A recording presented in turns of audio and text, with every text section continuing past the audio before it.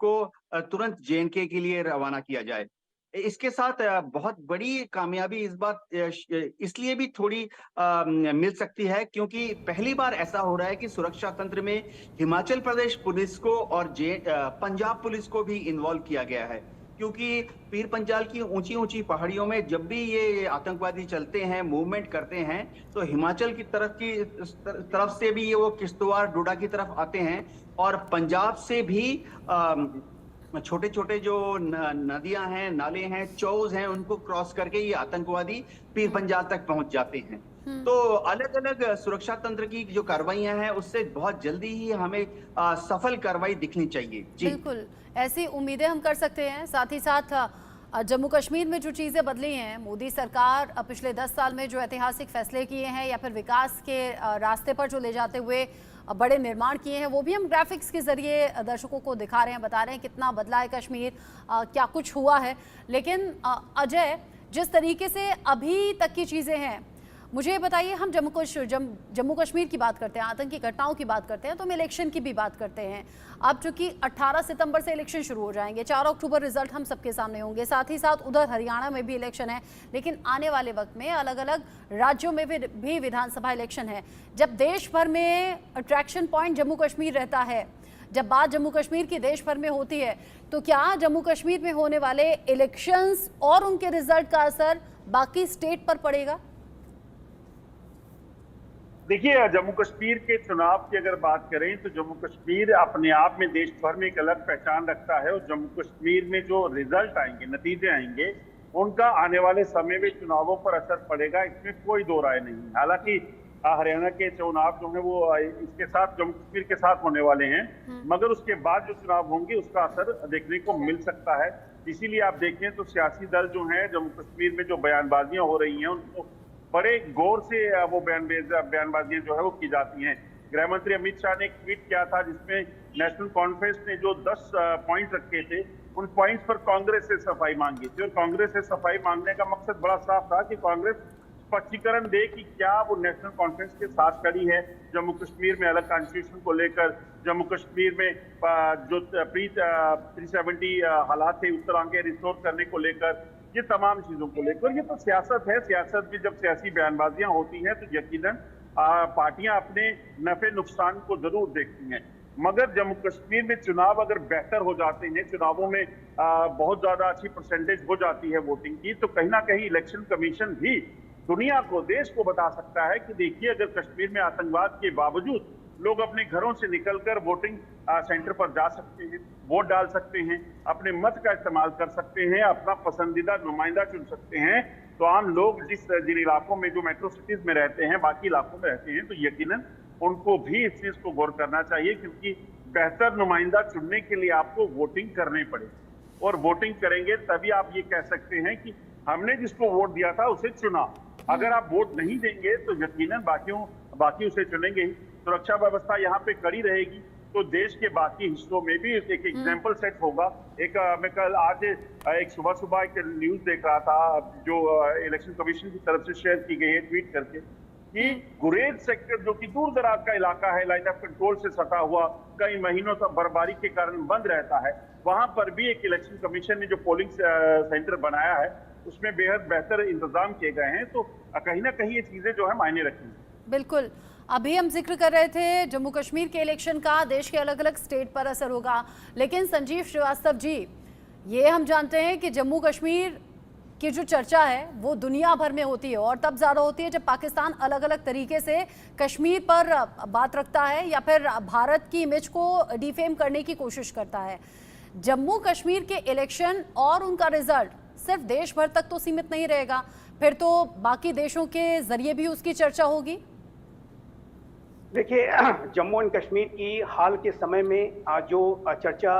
वहाँ के लोकतंत्र को लेकर के हुई वो बड़ी ही सकारात्मक थी।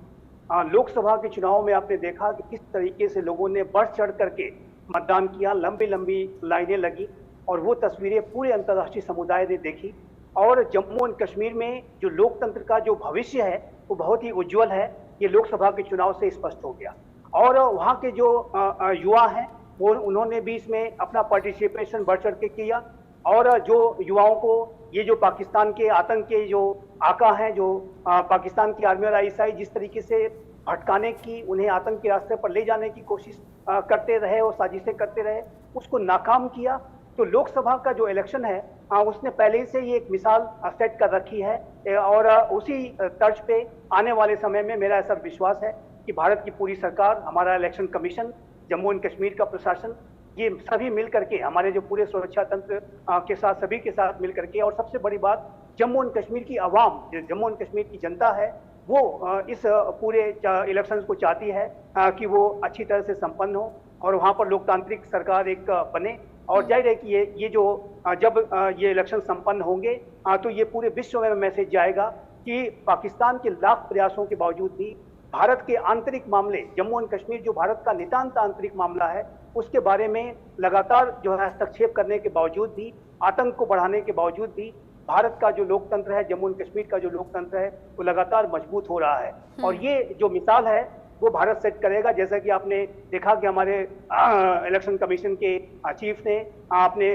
शब्दों में अपने कहा था कि चाहे वो कितने भी नापाक इरादे पाकिस्तान के अक्रॉस द बॉर्डर से हों, हम ये जो इलेक्शन कराएंगे उसको पूरी दुनिया देखेगी। उन्होंने बड़े ही सुंदर शब्दों में इस बात को बयां किया था। और मेरा भी ऐसा मानना है कि ये जो इलेक्शंस होंगे, सारी चुनौतियों के बावजूद भी, सारे आतंक परस्त एक्टिविटीज के बावजूद भी, भारत उसको कराने में सफल होगा। ये तो रही पॉजिटिव साइड, ये तो रही पॉजिटिव साइड, जो पॉजिटिव साइड हम और आप देख रहे हैं। और जो सरकार की कोशिश है कि निष्पक्ष तरीके से चुनाव हो, शांतिपूर्ण तरीके से चुनाव हो। लेकिन यूके डे नासर, सच्चाई तो ये भी है ना कि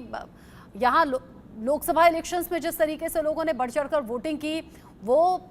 पाकिस्तान को नागवार गुजरी। और इसीलिए विधानसभा इलेक्शंस से पहले ये घटनाएं बढ़ रही हैं। और जाहिर सी बात है कि चुनाव के दौरान भी ये घटनाएं अंजाम देने की फिराक में आतंकी रहेंगे, तब तो और ज्यादा अटेंटिव रहना होगा।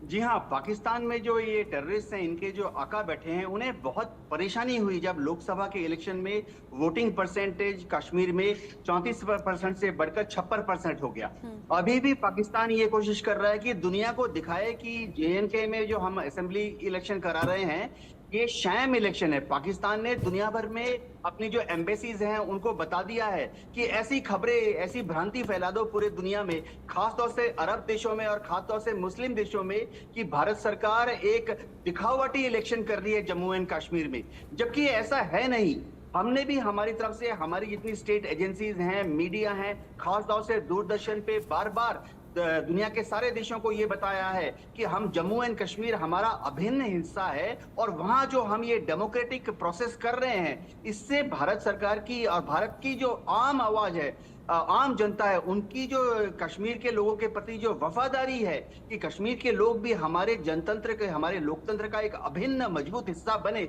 वो दर्शाती है। जी अच्छा अजय चांडियाल, चूंकि लोकसभा इलेक्शंस के रिजल्ट यहां सामने आए और उसके बाद ये घटनाएं बढ़ गई, अभी विधानसभा इलेक्शन से ठीक पहले इन घटनाओं का तेज होना इलेक्शन से जोड़कर देखा जा रहा है। माना कि इलेक्शन चुनाव अधिकारियों के जरिए, सुरक्षा बलों के जरिए, पुलिस इंतजामों के जरिए, प्रशासनिक अधिकारियों के जरिए शांतिपूर्ण तरीके से हुए, निष्पक्ष तरीके से हुए, चुनावी रिजल्ट सामने आ गए, क्या उसके बाद में हालात सामान्य होने का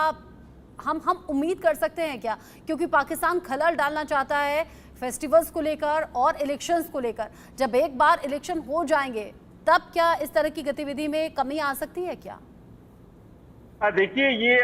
कोई ऐसा अरेंजमेंट है नहीं कि सिर्फ पाकिस्तान ने यहाँ पर इलेक्शन को डिस्टर्ब करने के लिए भेजा हो। पिछले कई सालों से पाकिस्तान, लगभग 35 सालों से पाकिस्तान की तरफ से इसी तरह से आतंकवादियों को जम्मू कश्मीर में धकेला जाता है, भेजा जाता है और उसके बाद यहाँ पर खूनी खेल पाकिस्तान खेल रहा है। तो ऐसा नहीं है ये कि ये आतंकी सिर्फ चुनावों के लिए आए हैं और उसके बाद वापस चले जाएंगे। ये आतंकी इस वक्त जम्मू के अलग अलग इलाकों में, कश्मीर के अलग अलग इलाकों में जहां छुपे हुए हैं, इन आतंकियों को ऊपर ही भेजा जाएगा, इनको मौत के घाट उतारा जाएगा सुरक्षा बलों द्वारा और उसके बाद ही कहीं ना कहीं इनका सफाया होगा। और उसी के लिए सुरक्षा बलों की जो पार्टियां हैं अलग अलग इलाकों में वो बैठी हुई हैं। कई ऐसे एंटी टेरर यूनिट जो है जम्मू कश्मीर पुलिस ने बनाए हैं, जो ऐसे इलाकों में तैनात किए गए हैं जहां पर आतंकी छुपे हुए हैं। तो ये आतंकी सिर्फ इलेक्शन के दौरान डिस्टर्ब करेंगे ऐसा नहीं है। जम्मू कश्मीर में पिछले 35 सालों से इस चीज को झेला है और पाकिस्तान की बदौलत ही है कि हजारों मासूम लोगों को, बच्चों को, महिलाओं को सुरक्षा बलों को जो है अपनी जानें इस आतंकवाद के चलते गंवानी पड़ी हैं, मगर दाद देनी होगी इन सुरक्षा बलों के जवानों की भी और उन परिवारों को भी जिन्होंने अपने लोगों को खोकर जम्मू कश्मीर के लोगों की सुरक्षा और जम्मू कश्मीर की धरती की सुरक्षा को सुनिश्चित किया है। और वही प्रण लेकर जो है सुरक्षा बलों के जवान जो है वो लगातार तैनात हैं। एडिशनल ट्रुप्स को अंतर्राष्ट्रीय सीमा लाइन ऑफ कंट्रोल के साथ साथ हिंटरलैंड यानी कि जम्मू और कश्मीर के अलग अलग इलाकों में तैनात किया गया है और खासतौर पर चुनावों के लिए पुख्ता बंदोबस्त किए गए हैं कि अगर पाकिस्तान की तरफ से आतंकी गतिविधियां यहाँ तेज की जाती हैं, यानी कि हमलों को तेज किया जाता है, तो उससे निपटा जा सके। जंगलों में छुपे आतंकियों की सफाई के लिए अत्याधुनिक उपकरण के साथ साथ ड्रोन, हेलीकॉप्टर और सुरक्षा बलों की जो मैनुअल पेट्रोल्स हैं वो हो रही है। यही वजह है कि पिछले 2 सप्ताह में लगभग 6 मुठभेड़ें जो है आतंकियों के साथ हुई है, क्योंकि जहां भी आतंकियों की मूवमेंट की खबर मिलती है सुरक्षा बलों के जवान पहले से जंगलों में बैठे हैं, वो निकलकर उन ऑपरेशन को चलाते हैं। जो सूत्र बता रहे हैं लगभग यहाँ पर जम्मू खित्ते में लगभग 80 से 90 आतंकी और कश्मीर में लगभग 30 से 40 आतंकी सक्रिय हैं और उन आतंकियों को मार गिराने के लिए लगातार सुरक्षा बलों की कवायद जो है वो जारी है। अच्छा, मुझे ये और बताइए, इन शॉर्ट, ये जो आतंकी मारा गया है, दस्तावेज भी कुछ इसके पास से मिले हैं, जो लोडेड गन, मैगजीन, ये तो है ही, हैंड ग्रेनेड है, लेकिन उस दस्तावेज में क्या है? क्या कोई मैप है या ऐसा कोई जानकारी कि अगला उसका टारगेट क्या था? देखिए, अभी पुलिस इस चीज को लेकर कुछ साझा नहीं कर रही है, क्योंकि एक इन्वेस्टिगेशन का पार्ट है और अगर उस चीज को साझा किया जाता है तो यकीनन जो बाकी टेररिस्ट हैं वो कहीं ना कहीं भागने की कोशिश कर सकते हैं। तो ऐसे में पुलिस की सबसे बड़ी प्राथमिकता ये है कि उन्होंने इस आतंकी के बारे में और उसके जो वेपन जो मिले हैं उसके बारे में जानकारी साझा की है। इसके अलावा अब इस चीज को लेकर सबसे बड़ी कोशिश की जा रही है कि जो इसके साथी वहां से भागने में कामयाब है उनकी धरपकड़ हो सके, उनको मार गिराया जा सके, क्योंकि कश्मीर में अगर आप देखें तो पिस्टल के साथ जो आतंकी सक्रिय रहते हैं तो उनका मकसद कहीं ना कहीं टारगेट किलिंग को अंजाम देना हो सकता है। और कश्मीर में पहले भी आप देखें तो चुनावी माहौल में जो लीडर्स, पॉलिटिकल लीडर्स रहते हैं उनको निशाना बनाने के फिराक में आतंकी रहते हैं। पाकिस्तान के इशारे पर ऐसी कोशिशें की जाती हैं और इसी को नाकाम लेकिन बावजूद इसके इलेक्शंस में लोग घरों से निकले, उस दहशत को दूर करके जो दहशत पैदा करने की कोशिश आतंकियों के जरिए हुई थी। यूके देवनाथ सर, पिछले कुछ वक्त में अगर आतंकी गतिविधि बढ़ी है, अजय वक्त वक्त पर ये जानकारी हमारे दर्शकों तक पहुंचाते हैं कि कैसे आज की डेट में जो आतंकी आते हैं अत्याधुनिक हथियारों से लैस होते हैं, आधुनिक गैजेट्स उनके पास में होते हैं, ऐसी सुविधाएं उनके पास मौजूद रहती हैं कि वो चकमा दे सकें, भाग सकें। इसे आप कैसे देखेंगे? जी हाँ, दिक्कत ये आ रही है कि जो ये आतंकवादी हैं इनकी जो ट्रेनिंग है वो पाकिस्तान के पास उनकी जो स्पेशल ऑपरेशंस ग्रुप के कमांडोज हैं वो कर रहे हैं। इनको इस तरह के सैटेलाइट फोन दे दिए गए हैं। पहले ये थुरा फोन लेके आते थे, सैटेलाइट, वो भी सैटेलाइट फोन था, लेकिन हमारी जो सिग्नल इंटेलिजेंस यूनिट है,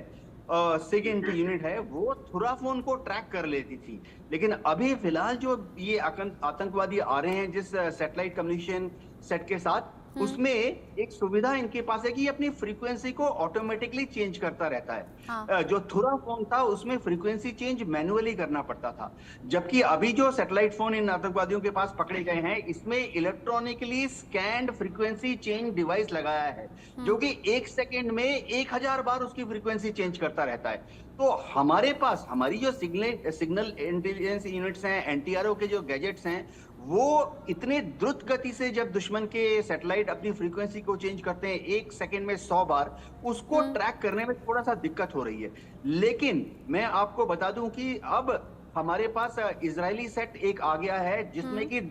जैसे ही ये आतंकवादी अपने फोन को खोलेंगे, वो लोकेटर डिवाइस जो है हमें इस दुश्मन का जो सैटेलाइट फोन है उसका दिशा और किस दिशा में है, कंपास में 321 है, 344 है, 0015 यानी आप कह रहे हैं कि आतंकी भले ही कोई भी तरीका अपना ले, लेकिन यहाँ सुरक्षा बल के जवान और इंटेलिजेंस ब्यूरो हर वो कोशिश कि कैसे आतंकियों को ट्रैक किया जाए, ट्रेस किया जाए और कैसे उनका खात्मा हो, उसकी हर काट ढूंढ रहे हैं या ढूंढ चुके हैं। बहुत शुक्रिया मेरे साथ में जुड़ने के लिए यूके देवनाथ सर आपका, साथ ही साथ अजय जांडियाल आपका भी, सभी अपडेट्स हमारे दर्शकों तक पहुंचाने के लिए। संजीव जी आप रहिएगा मेरे साथ में, आगे फिर से जुड़ेंगे आपके साथ। एक छोटे से ब्रेक का वक्त यहाँ पर हो गया है, लौटेंगे कुछ और खबरों को लेकर।